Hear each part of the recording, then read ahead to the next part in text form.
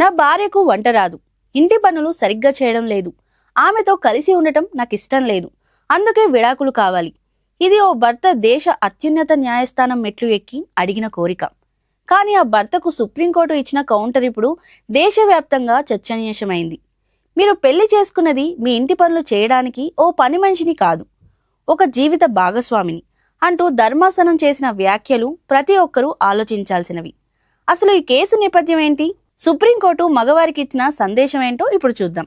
ఈ కేసు వివరాల్లోకి వెళ్తే, ఒక వ్యక్తి తన భార్యపై తీవ్రమైన ఆరోపణలు చేస్తూ విడాకుల పిటిషన్ దాఖలు చేశాడు. ఆమెకు వంట చేయడం రాదని, ఇంటి పనుల్లో అలసత్వం ప్రదర్శిస్తుందని, ముఖ్యంగా తన వృద్ధాప్యంలో ఉన్న తల్లిదండ్రులకు ఆహారం పెట్టడానికి నిరాకరించిందని ఆయన కోర్టుకు ఫిర్యాదు చేశాడు. ప్రాథమికంగా చూస్తే ఇది ఒక సాధారణ కుటుంబం కలహంలా కనిపించవచ్చు.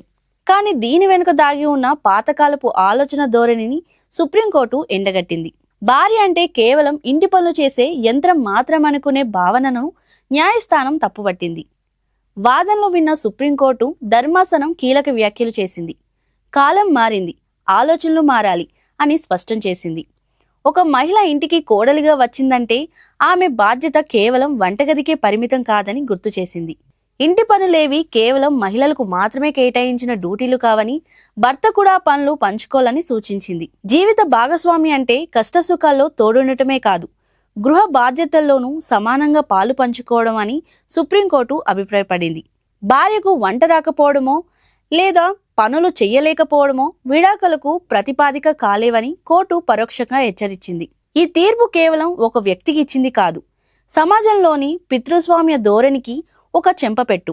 నేటి ఆధునిక కాలంలో భార్యాభర్తలు ఇద్దరు ఉద్యోగాల కోసం పరుగులు పెడుతున్నారు. అటువంటప్పుడు ఇంటి పని భారం కేవలం ఒకరిపైనే ఉండటం ఎంతవరకు న్యాయం? ఒకరికొకరు తోడుగా నిలబడటమే వైవాహిక బంధానికి అసలైన అర్థం. సుప్రీంకోర్టు చెప్పినట్లు భార్యను ఒక మనిషిగా, సమానమైన భాగస్వామిగా చూసినప్పుడే ఆ కుటుంబం సుఖంగా ఉంటుంది. మీ మద్దతు మాకు ఎంతో ఉత్సాహాన్నిస్తుంది. మా వీడియో మీకు నచ్చినట్లయితే లైక్ చేసి మీ మిత్రులకు షేర్ చేయండి. మీ అభిప్రాయాలను కామెంట్లలో పోస్ట్ చేయండి. సోషల్ మీడియాలో మాతో నిరంతరం టచ్లో ఉండటానికి ఫేస్బుక్, ఇన్స్టాగ్రామ్, ఎక్స్లో మమ్మల్ని ఫాలో అవ్వండి.